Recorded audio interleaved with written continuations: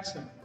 My wife and I are the curators for the Hearne Depot Museum, and that's where we're sitting right now, in the depot.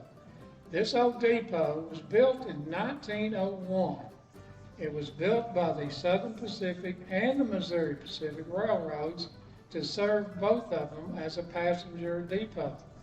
Those two railroads crossed here in Hearne. One went north-south, the other went east-west. They crossed over each other. And this depot was built right in between where they crossed over so it could serve both railroads for passenger service. Missouri Pacific ran 2 trains a day through here. Southern Pacific ran 4 trains a day. And Southern Pacific quit running trains through here in 1954.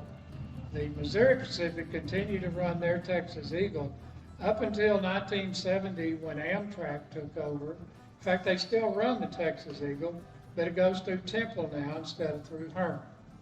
But what had happened, this building had fallen into disrepair, it wasn't being used, and Union Pacific took over the Southern Pacific and the Missouri Pacific Railroad. And when Union Pacific takes over a railroad, it just absorbs that railroad and the railroad disappears. And then they go in, if there are buildings that aren't being used, they tear them down. And that's sad, but they have to pay taxes on those buildings. Plus they have liability issues, so you can't hardly blame them for that. But they were about to tear this building down in the 1990s, and it was all that was left here in Hearne of our railroad heritage. We used to have a 10-stall roundhouse, turntable, icing rack, a car repair shed, and this was all that was left. So some of the ladies of the Hearne Heritage Society found out they were going to tear it down, got over there, met with them.